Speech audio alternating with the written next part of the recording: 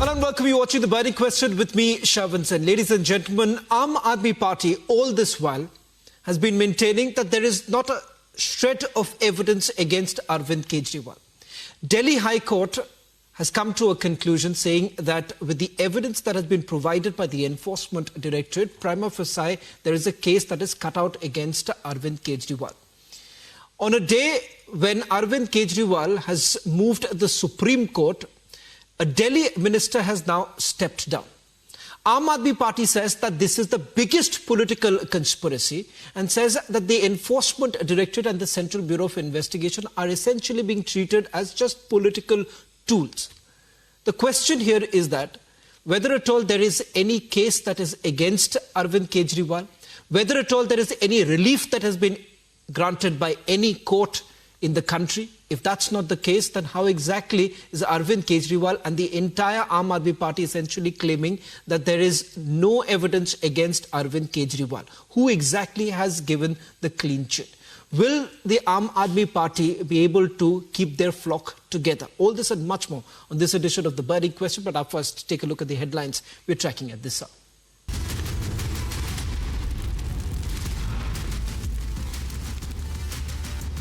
Day after High Court says Kejriwal is involved in Liquorgate conspiracy, Delhi Minister Rajkumar resigns. Aam Aadmi Party meanwhile is on the back foot, says more leaders will resign. PM leads BJP's fierce campaign in Tamil Nadu, invokes J. Jayalalitha. Prime Minister Modi's Tamil Nadu campaign continues, spotlight on BJP South architect K. Annamalai. BJP drops sitting MP Kiran Kher from Chandigarh in the 10th candidates list. Union Minister Rajiv Chandrasekhar sues Shashi Tharoor for defamation.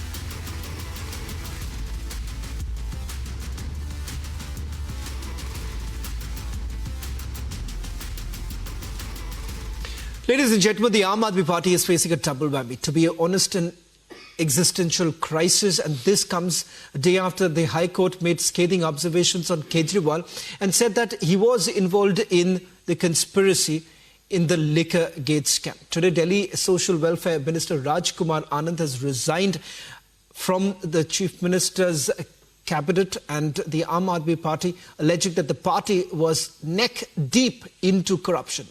A clear reference to the arrest of Aam Aadmi Party leaders, including Delhi Chief Minister Arvind Kejriwal, in the now scrapped Delhi excise policy scam. In fact, this is what he said. I've handled 7 portfolios as a minister in the Delhi government. The Aam Aadmi Party, which was born after a fight against corruption, is now neck deep into corruption. The Aam Aadmi Party is claiming that more leaders will quit the party. Here's what Saurabh Bharadwaj and Sanjay Singh had to say. And then we begin the burning question.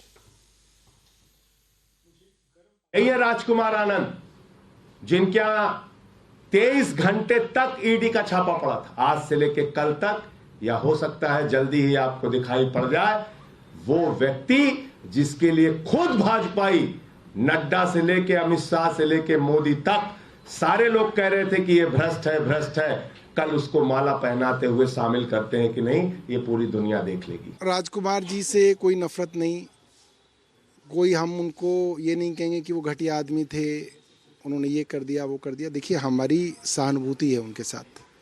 हमारे cabinet colleague थे, हमारे भाई की तरह थे, pressure में थे, तनाव में थे। मुझे लगता है कि वो एजेंसी का दबाव झेल नहीं पाए और उनके पास अब कोई और रास्ता उन्होंने नहीं छोड़ा, बजाय इसके कि आप अपनी पार्टी से रिज़ाइन कीजिए, अपनी पार्टी को 4 गाली दीजिए, अपने नेता को 4 गाली दीजिए, कुछ दिन आराम कीजिए, फिर भारतीय जनता पार्टी में आ जाइए।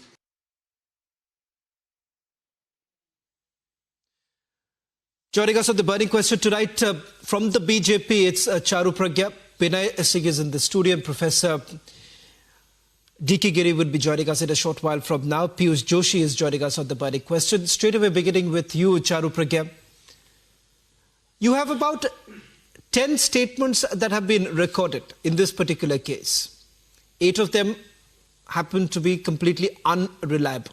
Statements that have not been taken into record keeping in mind that perhaps it does not really implicate the Chief Minister.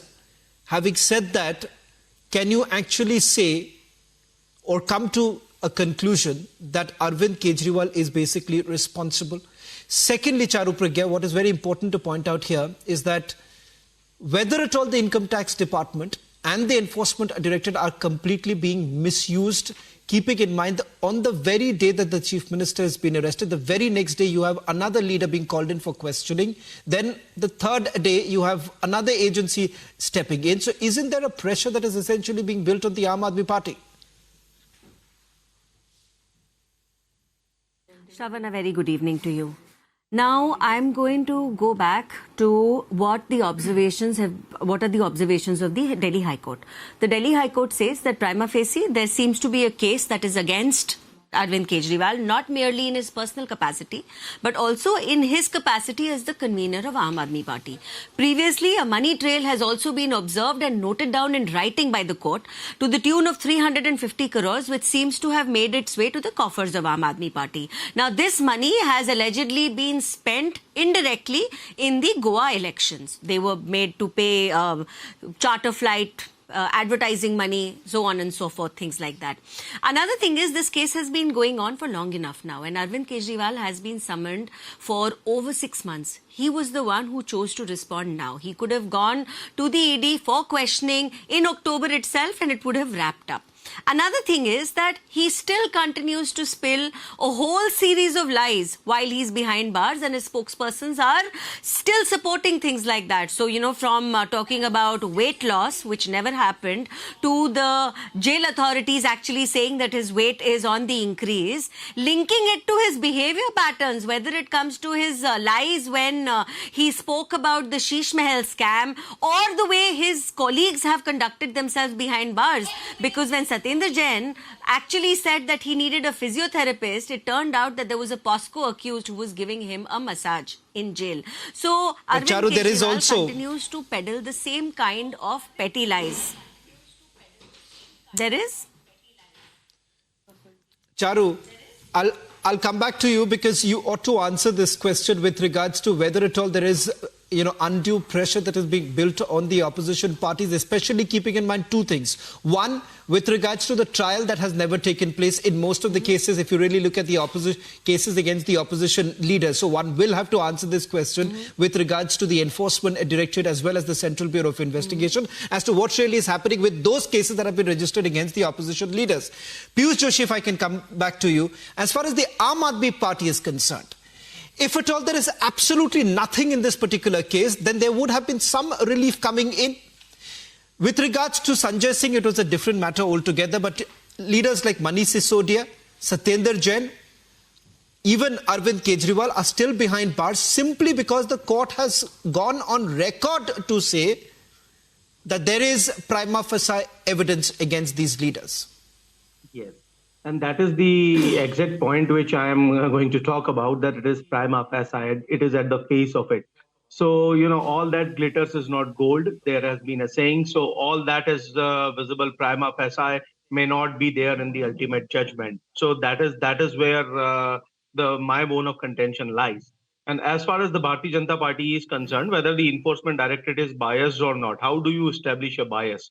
As a student of science, as a student of statistics, though I'm a physician, but then again, we do apply statistical models in our cases on a daily basis. So as a student of statistics, how do you ascertain that whether there is a bias or not? You randomize and then you make a control group and then you assess. So in these two groups, or you put the BJP leaders on one side and you put the opposition parties leaders on another side, and then you see how many times they have been summoned, the BJP leaders, and how actively the Enforcement Directorate is pursuing the cases against the opposition leaders.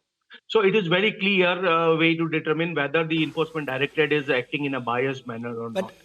Having said that, having said that, Piyush Joshi, it's a valid question. Yeah, Your question is absolutely valid. I do agree. It's a valid question that the BJP should answer. But at the same time, you also need to answer this question. If at all there was absolutely no piece of evidence against the leaders that you have mentioned, they would have been out on bail. Secondly, they would have had the added advantage of getting the FIR quashed against them. But that also hasn't happened. That goes on to indicate that there is something in this particular case allowing the investigative agencies to go on. While you can question the BJP with regards to whether at all the agencies are soft on them, but you also need to answer the crux of the question, the crux of the issue, and that is, what about the evidence against the Aam Aadmi Party leaders? Shravan, with due respect to you and the intelligence of all my fellow co-panelists, I'm actually sick and tired of mentioning this PMLA Acts and its amendments, and so many debates we have spoken upon them that I myself feel bored that kitni baar wogi wahi baat bolenge, but the BJP is shamelessly brazen in their actions. So they keep on talking about that these cases are going on, though they have closed one case against Praful Patel, but they keep on talking about Himanta Biswa Sarma.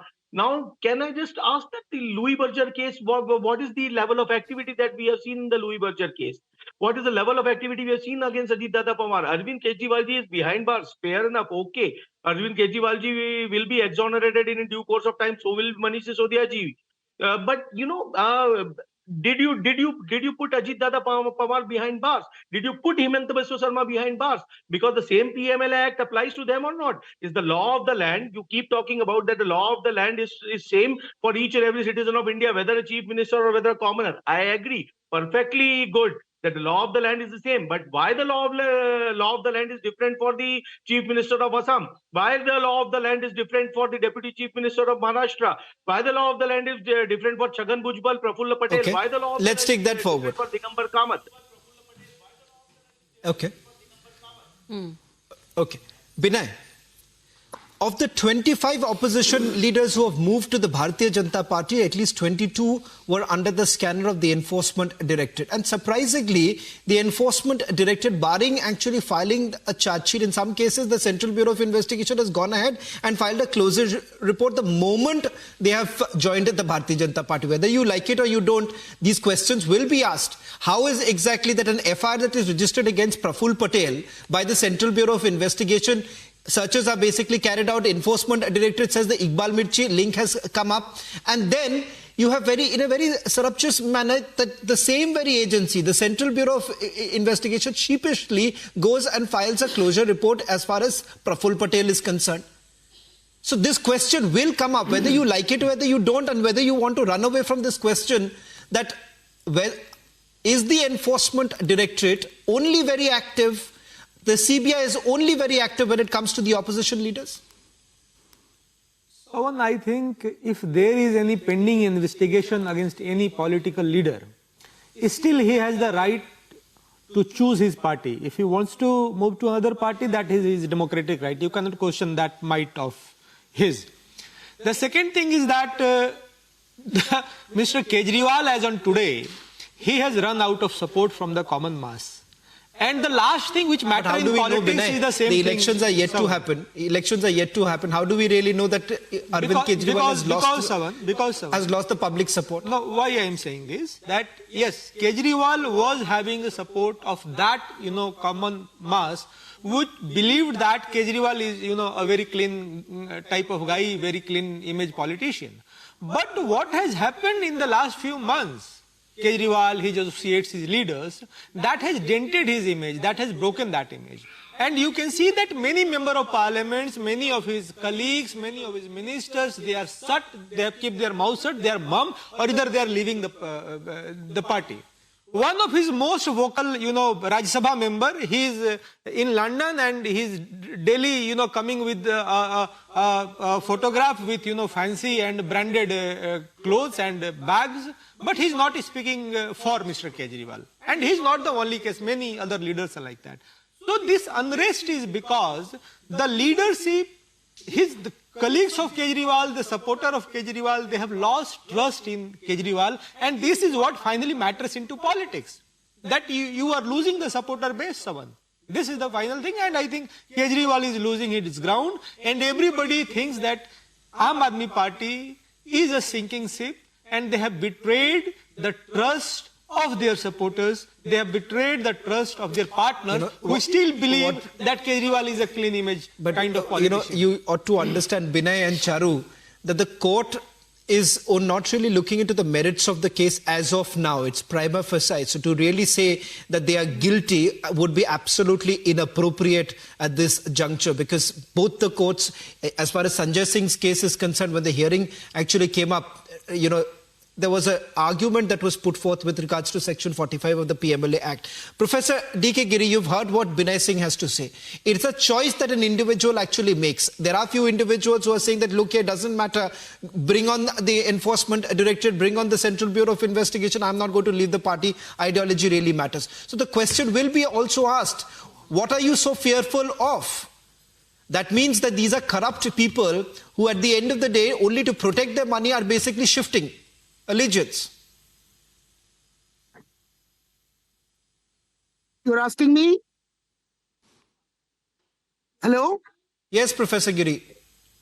Giri, okay. Yes, You Professor see, Giri. I will tell you, I'm asking you. in this episode, there are two arguments. One is a political argument, another is a legal case. I think opposition has a political argument, but the legal case, the courts will decide, and they are doing it well.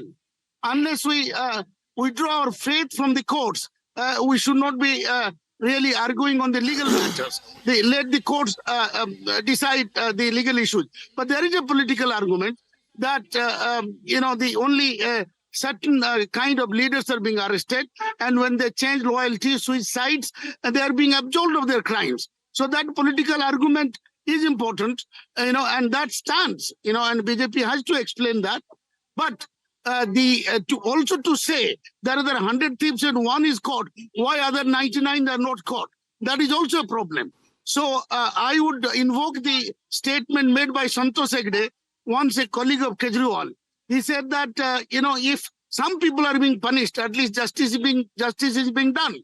So Kejriwal should have. I mean, I have admired his politics in the past, but they should have responded to. He should have responded to the summons. That also stands against him. Repeated summons have been, declined, and he did not attend, and the court pointed that out. But the argument that why a certain section of leaders are being brought to book and others are not, that stands in public domain. Really, that political argument is there. So I would say that this should be tested out in the coming elections, really. Who is losing support? That June 2nd will tell us.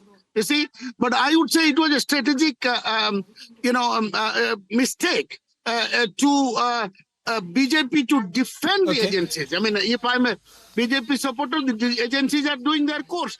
I wonder why BJP jumps to a defense of the agencies, unless they accept the theory that these agencies are working at the behest of BJP, which I would not like to believe. If that should not be the case. The agencies are independent and they should be working on their own. And I see BJP spokesperson repeatedly defending the agencies. They don't need their defense. They're not political organizations. Why do they defend ED or CBI for whatever reasons? I find that difficult to stomach.